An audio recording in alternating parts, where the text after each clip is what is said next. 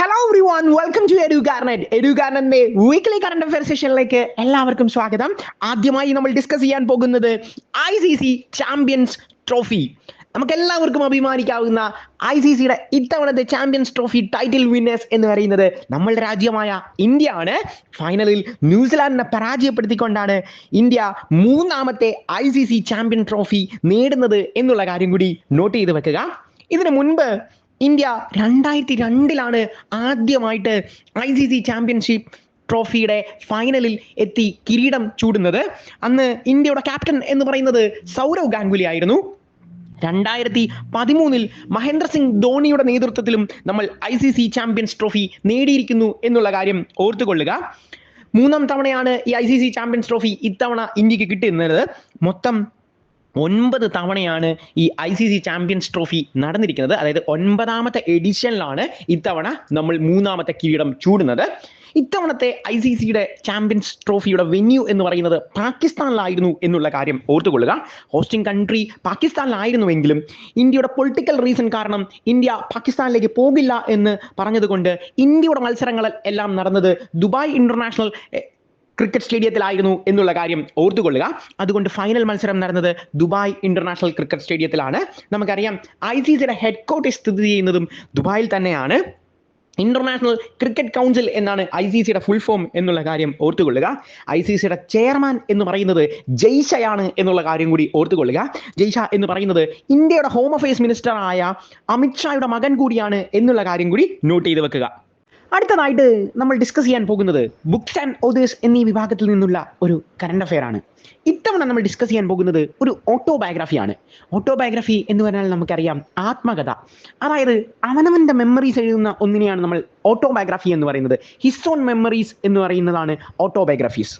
ഇനി മറ്റൊരാളുടെ ജീവചരിത്രം എഴുതുന്നതിനെ നമ്മൾ വിളിക്കുന്ന പേര് ബയോഗ്രഫി എന്നാണ്. ഇത്തവണ നമ്മൾ ഡിസ്കസ് ചെയ്യാൻ പോകുന്നത് കൈലാസ് സത്യാർത്ഥിയുടെ ഓട്ടോബയോഗ്രഫിയാണ്. നമുക്കറിയാം ബച്പൻ ബച്ചാവോ ആന്തോളൻ എന്ന് പറയുന്ന സംഘടന രൂപീകരിച്ച വ്യക്തിയാണ് നമ്മളുടെ കൈലാസ് സത്യാർത്ഥി. അദ്ദേഹത്തിൻ്റെ മറ്റൊരു പ്രാധാന്യം എന്ന് പറയുന്നത് ലോകത്തിലെ ഏറ്റവും വലിയ അവാർഡായ നൊബേൽ സമ്മാനം 2014 ലഭിച്ചത് നമ്മളുടെ കൈലാസ് സത്യാർത്ഥിക്കാണ്. സമാധാനത്തിനുള്ള നൊബേലായിരുന്നു അദ്ദേഹത്തിന് അന്ന് കിട്ടിയത്. നമുക്കറിയാം 2014 നോബൽ സമ്മാനം ലഭിച്ച മറ്റൊരു വ്യക്തി കൂടിയുണ്ട്. അത് പാകിസ്ഥാൻകാരിയായ മലാല യൂസഫ്സായി ആണ്. മലാല യൂസഫ്സായിയും നമ്മളുടെ കൈലാസ് സത്യാർത്ഥിയും കൂടിയാണ് ആ തവണത്തെ സമാധാനത്തിനുള്ള നോബൽ നമ്മൾ ഷെയർ ചെയ്തത്. ഇത്തവണ നമ്മൾ ഡിസ്കസ് ചെയ്യുന്നത് കൈലാസ് സത്യാർത്ഥിയുടെ ആത്മകഥയായ ദിയ സലായി ആണ് എന്നുള്ള കാര്യം നോട്ട് ചെയ്ത് വെക്കുക.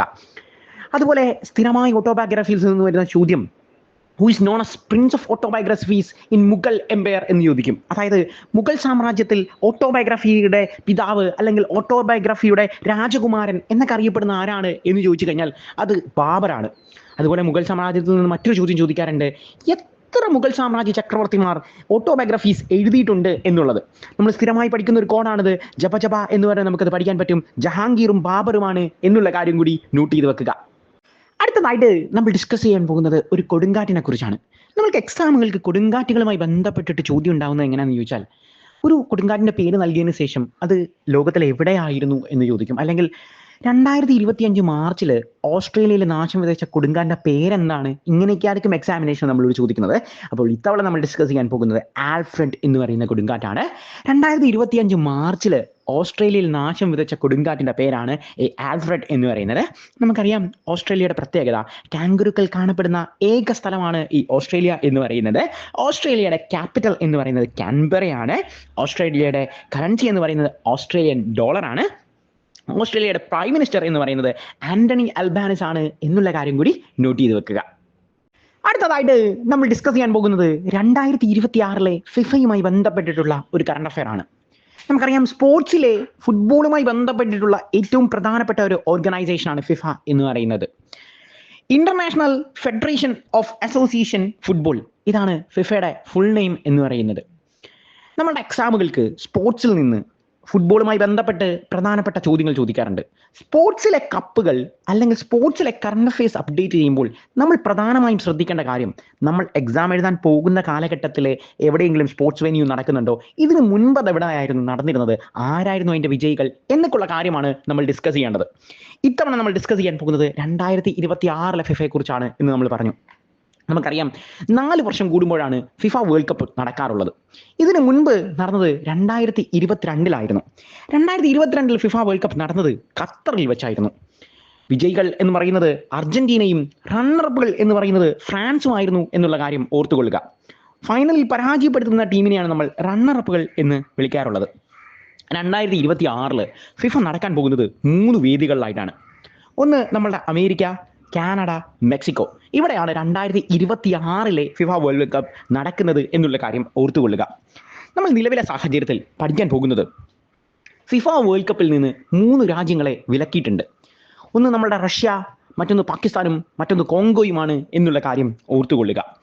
റഷ്യയുടെ ക്യാപിറ്റൽ നമുക്കറിയാം മോസ്കോ ആണ്, പാകിസ്ഥാന്റെ ക്യാപിറ്റൽ ഇസ്ലാമാബാദാണ്, ആൻഡ് കോങ്കോയുടെ ക്യാപിറ്റൽ ബ്രസവിലിയാണ് എന്നുള്ള കാര്യം കൂടി നോട്ട് ചെയ്ത് വെക്കുക. ഈ 2026 ഫിഫ വേൾഡ് കപ്പിൽ മൊത്തം 48 രാജ്യങ്ങളാണ് പങ്കെടുക്കുന്നത്. ഫിഫയുടെ ഹെഡ്ക്വാർട്ടേഴ്സ് സ്ഥിതി ചെയ്യുന്നത് സ്ഥിരമായി എക്സാമുകൾക്ക് ചോദിച്ചു വരുന്ന ഒരു ചോദ്യമാണ്. നമ്മളുടെ സ്വിറ്റ്സർലൻഡിലെ സൂറിച്ചിലാണ് എന്നുള്ള കാര്യം കൂടി നോട്ട് ചെയ്ത് വെക്കുക. ഫിഫയുടെ പ്രസിഡന്റ് എന്ന് പറയുന്നത് ജിയാനി ഇൻഫാന്റിനോ ആണ് എന്നുള്ള കാര്യം കൂടി ഓർത്തു വെക്കുക. അടുത്തതായിട്ട് നമ്മൾ ഡിസ്കസ് ചെയ്യാൻ പോകുന്നത് സ്റ്റാറ്റിക് ജികെയിലും കറണ്ട് അഫയർ സെഷനിലും സ്ഥിരമായി നമ്മളുടെ എക്സാമുകൾക്ക് ചോദിക്കുന്ന ഒരു ചോദ്യ പാറ്റേൺ ആയ നാഷണൽ പാർക്ക്, ടൈഗർ റിസർവ് എന്നീ വിഭാഗത്തിൽ നിന്നുള്ള ഒരു ചോദ്യമാണ്. എക്സാമുകൾക്ക് സാധാരണഗതിയിൽ ചോദ്യങ്ങൾ ചോദിക്കാറുള്ളത് ഒരു നാഷണൽ പാർക്കിന്റെ പേര് പറഞ്ഞിട്ട് അത് ഇന്ത്യയിൽ എവിടെയാണ് സ്ഥിതി ചെയ്യുന്നത് എന്നുള്ള കാര്യമൊക്കെയാണ് നമ്മളോട് ചോദിക്കാറുള്ളത്. ഇത്തവണ നമ്മൾ ഡിസ്കസ് ചെയ്യുന്നത് ഇന്ത്യയിലെ 58ാമത്തെ ടൈഗർ റിസർവാണ് മാധവ് നാഷണൽ പാർക്ക്. പേരിൽ നിന്ന് തന്നെ നമുക്കത് ഇന്ത്യയിലെ ഏത് സ്റ്റേറ്റിലാണ് ഈ മാധവ് നാഷണൽ പാർക്ക് എന്ന് എളുപ്പത്തിൽ ഓർത്തിരിക്കാൻ സാധിക്കും. Madhav national park starts with മധ്യപ്രദേശിലാണ് ഈ മാധവ് നാഷണൽ പാർക്ക് എന്നുള്ള കാര്യം ഓർത്തുകൊള്ളുക. അപ്പൊ ഇന്ത്യയിലെ 58ാമത്തെ ടൈഗർ റിസർവ് ആയിട്ടാണ് ഈ മാധവ് നാഷണൽ പാർക്ക് ഇന്ത്യയിൽ നിലവിൽ വരുന്നത്. ഇനി ഇന്ത്യയുടെ എൻവയോൺമെന്റൽ മിനിസ്റ്റർ, ഫോറസ്റ്റ് മിനിസ്റ്ററായ ഭൂപേന്ദ്ര യാദവ് ആണ് ഇത് നമ്മളെ അറിയിച്ചിട്ടുള്ളത്.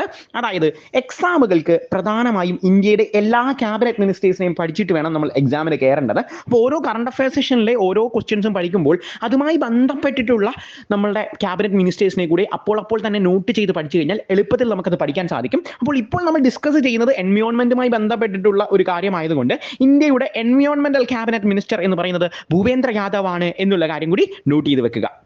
അടുത്തതായിട്ട് നമ്മൾ ഡിസ്കസ് ചെയ്യാൻ പോകുന്നത് ഒരു ഇന്റർനാഷണൽ അപ്പോയിന്റ്മെന്റ് ആണ്. കാനഡയുടെ പുതിയ പ്രധാനമന്ത്രി. നമുക്കറിയാം നമ്മളുടെ ന്യൂസ് പേപ്പറുകളിൽ ഏറ്റവും കൂടുതൽ ഹെഡ്ലൈൻസ് ബ്രേക്ക് ചെയ്തിരിക്കുന്ന ഒരു രാജ്യമാണ് കാനഡ എന്ന് പറയുന്നത്. നിലവിലെ സാഹചര്യത്തിൽ കാനഡയുമായിട്ട് അത്ര നല്ല രസത്തിലല്ല ഇന്ത്യ എന്നുള്ളത് കൊണ്ടാണ് സ്ഥിരമായി ന്യൂസ് പേപ്പറുകളിൽ കാനഡയുടെ വാർത്തകൾ വരുന്നത്. അതായത് വിഘടനവാദി നേതാക്കളായ ഖലിസ്ഥാൻ വിഘടനവാദി നേതാക്കളെ കാനഡയിൽ വെച്ച് കൊല്ലപ്പെടുകയും അതിൻ്റെ പിന്നിൽ ഇന്ത്യയുടെ രഹസ്യാന്വേഷണ വിഭാഗമായ റോയാണ് എന്നൊക്കെ കാനഡ ആരോപിച്ചതുമായി ബന്ധപ്പെട്ടിട്ടായിരുന്നു ന്യൂസ് പേപ്പറുകളിൽ സ്ഥിരമായി വന്നിരിക്കുന്നത്. അതുകൊണ്ട് നമുക്ക് വളരെ പ്രധാനപ്പെട്ട ഒരു രാജ്യമാണ് ഈ കാനഡ എന്ന് പറയുന്നത്. കാനഡയുടെ പുതിയ പ്രധാനമന്ത്രിയായി മാർക്ക് കർണിയെ തിരഞ്ഞെടുത്തു എന്നുള്ള കാര്യമാണ് നമ്മൾ ഡിസ്കസ് ചെയ്യുന്നത്. അതായത് കാനഡയുടെ മുൻ പ്രധാനമന്ത്രിയായ ജസ്റ്റിൻ ട്രൂഡോ രാജിവെച്ചതുമായി ബന്ധപ്പെട്ട് കറണ്ട് അഫയർ സെഷനുകളിൽ തന്നെ നമ്മൾ ഡിസ്കസ് ചെയ്തിരുന്നു. ജസ്റ്റിൻ ട്രൂഡോയെ റീപ്ലേസ് ചെയ്തുകൊണ്ടാണ് മാർക്ക് കാർണി കാനഡയുടെ പുതിയ പ്രധാനമന്ത്രിയാകുന്നത്. സ്ഥിരമായി എക്സാമുകൾക്ക് നമുക്ക് പഠിക്കേണ്ട ഒരു പാറ്റേൺ, ഒരു പുതിയ പ്രധാനമന്ത്രി വന്നു കഴിഞ്ഞാൽ അദ്ദേഹം ഏത് പൊളിറ്റിക്കൽ പാർട്ടിക്കാരനാണ് എന്നുള്ള കാര്യങ്ങളൊക്കെയാണ് നമ്മളുടെ എക്സാമുകൾക്ക് ചോദിച്ച് കണ്ടിട്ടുള്ളത്. സോ ശ്രദ്ധിക്കുക, കാനഡയുടെ പുതിയ പ്രധാനമന്ത്രിയായ മാർക്ക് കാർണി ലിബറൽ പാർട്ടിക്കാരനാണ് എന്നുള്ള കാര്യം കൂടി നോട്ട് ചെയ്ത് വെക്കുക. കാനഡയുടെ ക്യാപിറ്റൽ എന്ന് പറയുന്നത് ഒട്ടാവയാണ് എന്നുള്ള കാര്യം കൂടി നോട്ട് ചെയ്ത് വെക്കുക. അടുത്തതായിട്ട് നമ്മൾ ഡിസ്കസ് ചെയ്യാൻ പോകുന്നത് സ്കീംസ് എന്ന് പറയുന്ന വിഭാഗത്തിൽ നിന്നുള്ള കറണ്ട് അഫയർ ആണ്. നമുക്ക് സ്ഥിരമായി എക്സാമുകൾക്ക് ചോദിക്കുന്ന ഒന്നാണ് സ്കീംസ്, യോജന എന്ന് പറയുന്നത്. ഒരു യോജനയുടെ പേര് നൽകിയതിന് ശേഷം അത് ഏത് സംസ്ഥാനവുമായി ബന്ധപ്പെട്ടിരിക്കുന്നു, അല്ലെങ്കിൽ ഈ സംസ്ഥാനം ഈ എടുത്തിറക്കിയ യോജന എന്തായിരുന്നു ആ യോജനയുടെ പാറ്റേൺ എന്നൊക്കെയാണ് നമ്മളോട് ചോദിക്കാറുള്ളത്. ഇത്തവണ നമ്മൾ ഡിസ്കസ് ചെയ്യാൻ പോകുന്നത് ഇന്റർനാഷണൽ വിമൻ ഡേയുമായി ബന്ധപ്പെട്ടിട്ട് ഡൽഹി സർക്കാർ പുറത്തിറക്കിയ ഒരു യോജനയാണ്. ഇന്റർനാഷണൽ വിമൻ ഡേ നമുക്കറിയാം മാർച്ച് 8 ഇന്റർനാഷണൽ വിമൻ ഡേ എന്ന് പറയുന്നത്. അപ്പൊ 2025 ഇന്റർനാഷണൽ വിമൻ ഡേക്ക് ഡൽഹി യൂണിയൻ ടെറിട്ടറി പുറത്തിറക്കിയ ഒരു സ്കീമാണ് മഹിളാ സമൃദ്ധി യോജന എന്നുള്ള കാര്യം നോട്ട് ചെയ്ത് വെക്കുക. ഇന്ത്യയിലെ 8 യൂണിയൻ ടെറിട്ടറിയിലെ ഒരു യൂണിയൻ ടെറിട്ടറിയാണ് ഡൽഹി എന്നുള്ള കാര്യം കൂടി നോട്ട് ചെയ്ത് വെക്കുക. നമുക്കറിയാം ഈ മഹിളാ സമൃദ്ധി യോജന എന്ന് പറയുന്നത് ഡൽഹിയിലെ എക്കണോമിക്കലി ബാക്ക്വേർഡായി കിടക്കുന്ന വിമണിന് 2500 രൂപ നൽകും എന്ന് പറയുന്ന സ്കീമാണ് ഈ മഹിളാ സമൃദ്ധി യോജന. നമുക്കറിയാം ഡൽഹി ഭരിക്കുന്നത് ഭാരതീയ ജനതാ പാർട്ടിയാണ്, BJP ആണ്. രേഖ ഗുപ്തയാണ് അവരുടെ ചീഫ് മിനിസ്റ്റർ എന്ന് പറയുന്നത്. ആം ആദ്മി പാർട്ടിക്കാരിയായ അതിജി മർലിയെ റീപ്ലേസ് ചെയ്തുകൊണ്ടാണ് രേഖ ഗുപ്ത ഡൽഹിയുടെ ചീഫ് മിനിസ്റ്റർ പദവി അലങ്കരിക്കുന്നത്. ഇലക്ഷൻ സമയത്ത് തന്നെ ഭാരതീയ ജനതാ പാർട്ടിയുടെ ഇലക്ഷനിലെ ഒരു സ്ട്രാറ്റജിയുമായിട്ട് ബന്ധപ്പെട്ടിട്ട് അവർ പറഞ്ഞിരുന്നതാണ്, അതായത് ബാക്ക്വേർഡ് സെഷൻസിൽ 2500 രൂപ നൽകും എന്ന് പറഞ്ഞിരുന്നത്. ആ ഒരു ക്യാമ്പയിൻ്റെ ഭാഗമായിട്ടാണ് ഡൽഹി ഗവൺമെൻറ് ഈ ഇന്റർനാഷണൽ വിമൻ ഡേക്ക് മഹിളാ സമൃദ്ധി യോജന എന്ന് പറയുന്ന സ്കീം ഇൻട്രൊഡ്യൂസ് ചെയ്തത് എന്നുള്ള കാര്യം കൂടി നോട്ട് ചെയ്ത് വെക്കുക. അടുത്തതായിട്ട് നമ്മൾ ഡിസ്കസ് ചെയ്യാൻ പോകുന്നത് വേൾഡ് ചെസ് ചാമ്പ്യൻഷിപ്പിനെ കുറിച്ചാണ്. ഇത്തവണ 2025 ലോക ജൂനിയർ ചെസ് ചാമ്പ്യൻഷിപ്പിൽ കിരീടം നേടിയത് പ്രണവ് വെങ്കിടേഷ് ആണ് എന്നുള്ള കാര്യം നമ്മൾ ഡിസ്കസ് ചെയ്യുന്നത്. ഇന്ത്യയുടെ താരമാണ് ഈ പ്രണവ് വെങ്കിടേഷ്. പ്രണവിനെ കൂടാതെ തന്നെ ഇതിനു മുമ്പും ഇന്ത്യയുടെ താരങ്ങൾ ഈ പറയുന്ന ജൂനിയർ ചെസ് കിരീടം നേടിയിട്ടുണ്ട്. 1987 വിശ്വനാഥൻ ആനന്ദാണ് ആദ്യമായിട്ട് ഇന്ത്യക്ക് വേണ്ടി ജൂനിയർ ചെസ് കിരീടം ചൂടുന്നത്. 2004 P ഹരികൃഷ്ണയും 2008 അഭിജിത്ത് ഗുപ്തയും ഇന്ത്യക്ക് വേണ്ടി ഈ ലോക ചെസ് ചാമ്പ്യൻഷിപ്പ് നേടിയിട്ടുണ്ട് എന്നുള്ള കാര്യം ഓർത്തുകൊള്ളുക. അടുത്തതായിട്ട് നമ്മൾ ഡിസ്കസ് ചെയ്യാൻ പോകുന്നത് മൗറീഷ്യസിന്റെ ഹയസ്റ്റ് സിവിലിയൻ അവാർഡിനെ കുറിച്ചാണ്. The Grand Commander of the Order of the Star and Key of the Indian Ocean.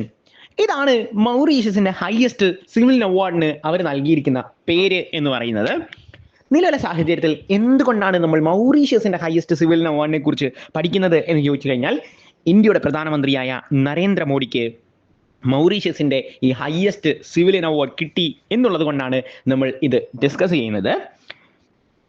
ആദ്യത്തെ ഇന്ത്യക്കാരനാണ്, അതായത് മൗറീഷ്യസിന്റെ ഹയസ്റ്റ് സിവിലിയൻ അവാർഡ് കിട്ടുന്ന ആദ്യത്തെ ഇന്ത്യക്കാരൻ എന്ന് പറയുന്ന ഖ്യാതിയും നമ്മളുടെ പ്രധാനമന്ത്രിയായ നരേന്ദ്രമോദിക്ക് തന്നെയാണ് എന്നുള്ള കാര്യം ഓർത്തുകൊള്ളുക. ഇനി ലോക നേതാക്കളിൽ 5ാമത്തെ വ്യക്തിയാണ് നമ്മളുടെ നരേന്ദ്രമോദി. അതായത് ഇതിനു മുമ്പ് 4 പേർക്ക് മാത്രമാണ് ഈ മൗറീഷ്യസിന്റെ അവാർഡ് അവർ ഇന്റർനാഷണലി കൊടുത്തിട്ടുള്ളത്. 5ാമത്തെ വ്യക്തി എന്ന് പറയുന്നത് നമ്മളുടെ നരേന്ദ്രമോദിയാണ് എന്നുള്ള കാര്യം കൂടി ഓർത്തു വെക്കുക. ഇനി മൗറീഷ്യസിന്റെ ക്യാപിറ്റൽ എന്ന് പറയുന്നത് പോർട്ട് ലൂയിസ് ആണ് എന്നുള്ള കാര്യം നോട്ട് ചെയ്ത് വെക്കുക. മൗറീഷ്യസിന്റെ കറൻസി എന്ന് പറയുന്നത് മൗറീഷ്യസ് റുപ്പിയാണ് എന്നുള്ള കാര്യം കൂടി ഓർത്തുകൊള്ളുക. നമ്മളുടെ ഹയസ്റ്റ് സിവിലിയൻ അവാർഡിനെ കുറിച്ച് നമ്മൾ പലപ്പോഴായി ഡിസ്കസ് ചെയ്തിട്ടുണ്ട്, പലപ്പോഴായി നമ്മളുടെ എക്സാമിനുകൾക്ക് വരുന്നതാണ്. ഇന്ത്യയുടെ ഹയസ്റ്റ് സിവിലിയൻ അവാർഡ് എന്ന് പറയുന്നത് ഭാരത് രത്നയാണ്. 1954 ഭാരത് രത്നം സ്റ്റാർട്ട് ചെയ്തത്. ആദ്യത്തെ വർഷം 3 പേർക്കായിരുന്നു രാജ്യം ഈ ഭാരതരത്നം നൽകിയിരിക്കുന്നത് എന്നുള്ള കാര്യം കൂടി നോട്ട് ചെയ്ത് വെക്കുക. അതായത് ഫിസിക്സിന് 1930 നോബൽ സമ്മാനം ലഭിച്ച CV രാമൻ, ഇന്ത്യയുടെ അവസാനത്തെ ഗവർണർ ജനറലും ഇന്ത്യയുടെ ആദ്യത്തെ ഇന്ത്യക്കാരനായ ഗവർണർ ജനറലുമായ C രാജഗോപാലാചാരി, ഇന്ത്യയുടെ ആദ്യത്തെ വൈസ് പ്രസിഡന്റായ S രാധാകൃഷ്ണൻ എന്നീ 3 പേർക്കാണ് രാജ്യം ആദ്യമായി ഭാരതരത്നം നൽകിയത് എന്നുള്ള കാര്യം കൂടി നോട്ട് ചെയ്ത് വെക്കുക. അടുത്തതായിട്ട് നമ്മൾ ഡിസ്കസ് ചെയ്യാൻ പോകുന്നത് ഡേറ്റ്സ് ആൻഡ് ഡേ എന്ന് പറയുന്ന വിഭാഗത്തിൽ നിന്നുള്ള ഒരു കറണ്ട് അഫെയർ ആണ്. International women day. നമുക്കറിയാം മാർച്ച് 8 ഇന്റർനാഷണൽ വിമൻ ഡേ നമ്മൾ ആഘോഷിക്കുന്നത്. സ്ഥിരമായി എക്സാമുകൾക്ക് ചോദിക്കുന്ന പാറ്റേൺ എന്ന് പറയുന്നത് ഡേറ്റ്സ് ആൻഡ് ഡേയിലെ ആ ഡേറ്റിന്റെ തീം എന്താണ് 2025 നൽകിയത് എന്നുള്ളതാണ്. അതായത് നമ്മൾ എക്സാം എഴുതാൻ പോകുന്ന വർഷത്തെ തീമുകൾ കൃത്യമായി പഠിച്ചിട്ട് പോകുക. ഇത്തവണത്തെ ഇന്റർനാഷണൽ വിമൻ ഡേയുടെ തീം എന്ന് പറയുന്നത് for all women and girls rights equality and empowerment എന്നുള്ളതാണ് എന്നുള്ള കാര്യം നോട്ട് ചെയ്ത് വെക്കുക. അടുത്തതായിട്ട് നമ്മൾ ഡിസ്കസ് ചെയ്യാൻ പോകുന്നത് ഒരു ബാങ്കിങ് കറണ്ട് അഫെയർ ആണ്. നമ്മളുടെ ഫെഡറൽ ബാങ്കിന്റെ ബ്രാൻഡ് അംബാസിഡറായിട്ട് ബോളിവുഡ് സൂപ്പർ സ്റ്റാറായ വിദ്യാ ബാലനെ അപ്പോയിന്റ് ചെയ്തു എന്നുള്ള വാർത്തയാണ് നമ്മൾ ഡിസ്കസ് ചെയ്യുന്നത്. ഫെഡറൽ ബാങ്കിന്റെ ചരിത്രത്തിൽ ആദ്യമായിട്ടാണ് അവർ ഒരു ബ്രാൻഡ് അംബാസിഡറിനെ അപ്പോയിന്റ് ചെയ്യുന്നത്. 1931 ഈ ഫെഡറൽ ബാങ്ക് സ്റ്റാർട്ട് ചെയ്യുന്നത്.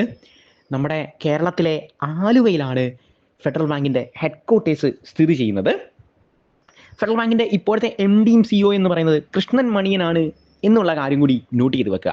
അതായത് ബാങ്കിങ് കറണ്ട് അഫയേഴ്സുകൾ ഡിസ്കസ് ചെയ്യുമ്പോൾ നമ്മൾ പ്രധാനമായും നോക്കേണ്ട ഒരു കാര്യം എന്ന് പറയുന്നത് ബാങ്കിന്റെ ഹെഡ് ക്വാർട്ടേഴ്സ് സ്ഥിതി ചെയ്യുന്നത് എവിടെയാണ്, അല്ലെങ്കിൽ ബാങ്ക് എന്നാണ് സ്റ്റാർട്ട് ചെയ്തത് എന്നുള്ള കാര്യങ്ങളാണ് സ്ഥിരമായി നമ്മുടെ എക്സാമുകൾക്ക് ചോദിക്കാറുള്ളത്.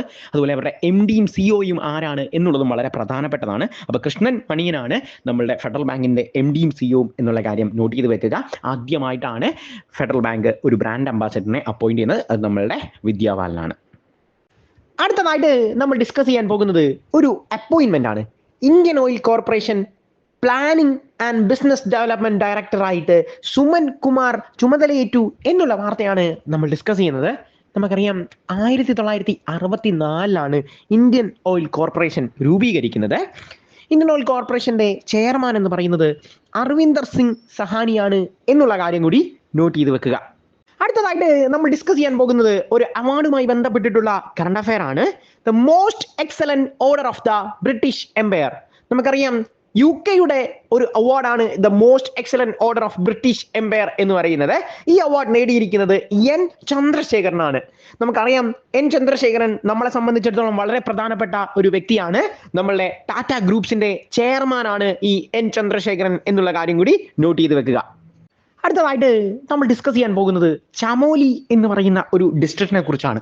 ഈ അടുത്ത് ഇന്ത്യയിൽ സ്നോഫാൾ മൂലം ഒരുപാട് ആൾക്കാർ മരണപ്പെട്ട ഒരു ഡിസ്ട്രിക്റ്റാണ് ഈ ചമോലി എന്ന് പറയുന്നത്. ഇന്ത്യയിൽ എവിടെയാണ് ഈ ചമോലി സ്ഥിതി ചെയ്യുന്നത് എന്ന് നമ്മളുടെ എക്സാമുകൾക്ക് ചോദിക്കാൻ സാധ്യതയുണ്ട്. ഉത്തരാഖണ്ഡിലാണ് എന്നുള്ള കാര്യം ഓർത്തുകൊള്ളുക. നമുക്കറിയാം ഇന്ത്യയിലെ ഒരു സ്റ്റേറ്റ് ആണ് ഈ ഉത്തരാഖണ്ഡ് എന്ന് പറയുന്നത്. ഉത്തരാഖണ്ഡിന്റെ ചീഫ് മിനിസ്റ്റർ എന്ന് പറയുന്നത് പുഷ്കർ സിംഗ് ധമിയാണ്.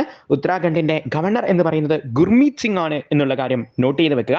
ഉത്തരാഖണ്ഡിന്റെ പ്രത്യേകത, ഉത്തരാഖണ്ഡിന് 2 ക്യാപിറ്റലുകളാണ് ഉള്ളത്. സമ്മർ സമയത്ത് ഗെയ്ർസയിലും വിന്റർ സമയത്ത് ഡെറാഡൂണുമാണ് നമ്മളുടെ ഉത്തരാഖണ്ഡിന്റെ ക്യാപിറ്റൽ എന്നുള്ള കാര്യം കൂടി നോട്ട് ചെയ്ത് വെക്കുക. അടുത്തതായിട്ട് നമ്മൾ ഡിസ്കസ് ചെയ്യാൻ പോകുന്നത് ഒരു വെന്യൂ ആണ്. 2025 ജഹാൻ ഇ ഖുസ്രുവിന്റെ വേദി ന്യൂഡൽഹി ആയിട്ട് തീരുമാനിച്ചു എന്നുള്ള വാർത്തയാണ് നമ്മൾ ഡിസ്കസ് ചെയ്യുന്നത്. ഇത് 25ാമത്തെ പതിപ്പാണ് 2025 ജഹാൻ ഇ ഖുസ്രുവിന്റെ വേദിയായിട്ട് ന്യൂഡൽഹിയിൽ തീരുമാനിച്ചിരിക്കുന്നത്. നമുക്കറിയാം ഇന്ത്യയുടെ പാരറ്റ്, ഇന്ത്യയുടെ തത്ത, ഇന്ത്യയുടെ പാരറ്റ് എന്നൊക്കെ അറിയപ്പെടുന്ന അമീർ ഖുസ്രു, അദ്ദേഹത്തിനോടുള്ള ബഹുമാനാർത്ഥമാണ് ഈ ജഹാൻ ഇ ഖുസ്രു എന്ന് പറയുന്ന പ്രോഗ്രാം നടത്തുന്നത്. വോയിസ് ഓഫ് ഇന്ത്യ എന്നറിയപ്പെടുന്നതും ഈ അമീർ ഖുസ്രു തന്നെയാണ്. ഇനി ഉറുദു ലാംഗ്വേജിന്റെ പിതാവ് ആരാണ് എന്ന് പലതവണ കോമ്പറ്റേറ്റീവ് എക്സാമുകൾക്ക് ചോദിച്ചിട്ടുള്ളതാണ്. അദ്ദേഹവും ഈ അമീർ ഖുസ്രു തന്നെയാണ് എന്നുള്ള കാര്യം ഓർത്തുകൊള്ളുക. അടുത്തതായിട്ട് നമ്മൾ ഡിസ്കസ് ചെയ്യാൻ പോകുന്നത് ഇന്ത്യയിലെ പ്രധാനപ്പെട്ട പോർട്ടുകളെ എല്ലാം സ്റ്റാൻഡർഡൈസ് ചെയ്ത് യൂണിഫൈ ചെയ്യുക എന്നുള്ള ലക്ഷ്യത്തോടു കൂടി നമ്മൾ ഒരു പ്രോസസ് സ്റ്റാർട്ട് ചെയ്തു. ആ സ്റ്റാർട്ട് ചെയ്ത process one nation one port എന്ന പേരിലാണ് അറിയപ്പെടുന്നത് എന്നുള്ള കാര്യം നോട്ട് ചെയ്ത് വെക്കുക. ഇത് പ്രോഗ്രാം ഇനാഗുറേറ്റ് ചെയ്തത് ഇന്ത്യയുടെ ഷിപ്പിംഗ് മിനിസ്റ്ററായ സർബാനന്ദ് സോനോവാളാണ് എന്നുള്ള കാര്യം കൂടി നോട്ട് ചെയ്ത് വെക്കുക. അടുത്തതായിട്ട് നമ്മൾ ഡിസ്കസ് ചെയ്യാൻ പോകുന്നത് രഞ്ജി ട്രോഫിയുമായി ബന്ധപ്പെട്ടിട്ടുള്ള ഒരു കറണ്ട് അഫെയർ ആണ്. എക്സാമുകൾക്ക് സ്ഥിരമായി ചോദിക്കാറുള്ള ഒന്നാണ് രഞ്ജി ട്രോഫി ഏത് കളിയുമായി ബന്ധപ്പെട്ടിരിക്കുന്നു എന്നുള്ളത്. ഇന്ത്യയുടെ ക്രിക്കറ്റുമായി ബന്ധപ്പെട്ടിരിക്കുന്ന ഒരു ട്രോഫിയാണ് ഈ രഞ്ജി ട്രോഫി എന്നുള്ള കാര്യം ഓർത്തുകൊള്ളുക. 2024-25 രഞ്ജി ട്രോഫിയുടെ ജേതാക്കൾ എന്ന് പറയുന്നത് വിദർഭ ടീമാണ് എന്നുള്ള കാര്യം നോട്ട് ചെയ്ത് വെക്കുക. വിദർഭ ടീമിന്റെ ക്യാപ്റ്റൻ എന്ന് പറയുന്നത് അക്ഷയ് വാത്കർ ആണ്. നമുക്കറിയാം ഫൈനലിൽ കേരളത്തെ പരാജയപ്പെടുത്തിക്കൊണ്ടാണ് വിദർഭ ടീം ഇത്തവണത്തെ രഞ്ജി ട്രോഫിയുടെ ടൈറ്റിൽ ചൂടിയത്. ഇത് 3ാമത്തെ ടൈറ്റിലാണ് വിദർഭയുടെ പേരിൽ. കേരളം ആദ്യമായിട്ടാണ് ഫൈനൽ കളിക്കുന്നത്. ഈ ഫൈനലിൽ നമ്മൾ പരാജയപ്പെടുകയും അതോടുകൂടി ഈ രഞ്ജി ട്രോഫിയുടെ ഇത്തവണത്തെ റണ്ണേഴ്സ് അപ്പ് എന്ന് പറയുന്ന കിരീടം നമുക്കാണ് കിട്ടിയിരിക്കുന്നത്. സോ വിദർഭയാണ് കിരീടം ചൂടിയത്. റണ്ണേഴ്സ് അപ്പ് ആയത് നമ്മളുടെ കേരളമാണ് എന്നുള്ള കാര്യം ഓർക്കുക. കേരളത്തിന്റെ ക്യാപ്റ്റൻ എന്ന് പറയുന്നത് സച്ചിൻ ബേബി ആയിരുന്നു. അടുത്തതായിട്ട് നമ്മൾ ഡിസ്കസ് ചെയ്യുന്നത് നമ്മളുടെ പ്രധാനമന്ത്രിയായ നരേന്ദ്രമോദിക്ക് കിട്ടിയ മറ്റൊരു അവാർഡിനെ കുറിച്ചാണ്. Honorary order of freedom of Barbados award. Barbados എന്ന് പറയുന്ന രാജ്യത്തിന്റെ അവാർഡാണ് നമ്മളുടെ നരേന്ദ്രമോദിക്ക് കിട്ടിയത്. COVID-19 പാൻഡമിക് സമയത്ത് അദ്ദേഹത്തിൻ്റെ സ്ട്രാറ്റജിക് ലീഡർഷിപ്പിനും വാല്യുബിൾ അസിസ്റ്റൻസിനുമാണ് ഈ അവാർഡ് ബർബഡോസ് എന്ന് പറയുന്ന രാജ്യം നൽകിയിരിക്കുന്നത് എന്നുള്ള കാര്യം നോട്ട് ചെയ്ത് വെക്കുക. നമുക്കറിയാം ബർബഡോസിൻ്റെ ക്യാപിറ്റൽ എന്ന് പറയുന്നത് ബ്രിഡ്ജ് ടൗൺ ആണ്. അവരുടെ കറൻസി എന്ന് പറയുന്നത് $1 ആണ് എന്നുള്ള കാര്യം കൂടി നോട്ട് ചെയ്ത് വെക്കുക. അടുത്തതായിട്ട് നമ്മളൊരു അപ്പോയിന്റ്മെന്റിനെ കുറിച്ചാണ് ഡിസ്കസ് ചെയ്യുന്നത്.